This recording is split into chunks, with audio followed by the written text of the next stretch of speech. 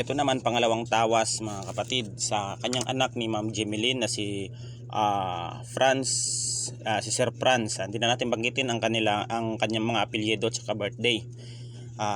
Ang kanya namang karamdaman nito mga kapatid ay mayroon siyang mild autism na gusto niya malaman kung ang kanyang anak ba ay may gawa ng spiritual tulad ng mga isinumpa dati, tulad ng mga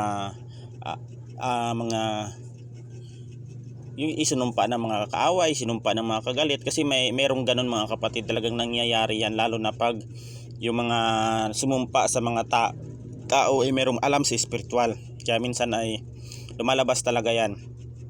Yan, nagkakaroon ng kapansanan ang mga anak o kung ano man.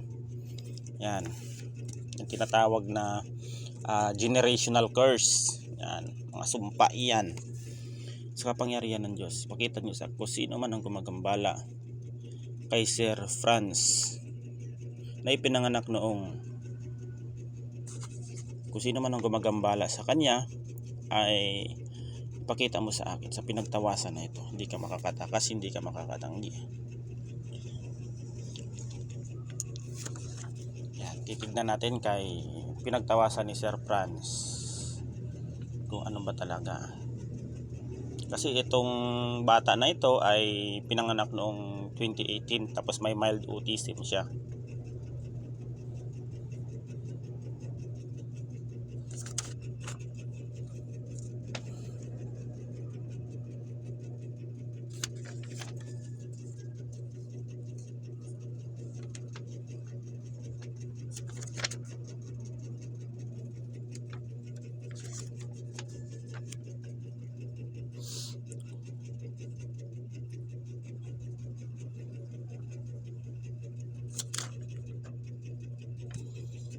Clear naman ito, ma'am.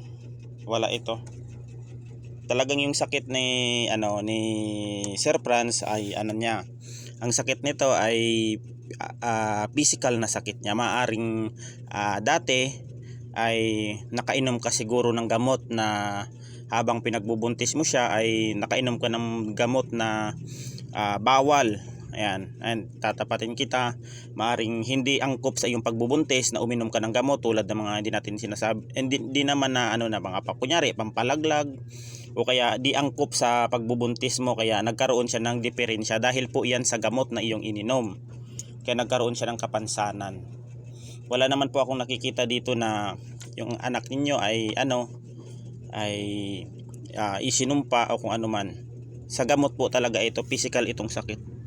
Dati nung nagdadalang tao ka ay mga kapatid, nakainom ka dito ng gamot na hindi angkop sa kanyang pagbubuntis. Ayan, diyan nagtatapos ang ating pangalawang pinagtawasan. Ayan.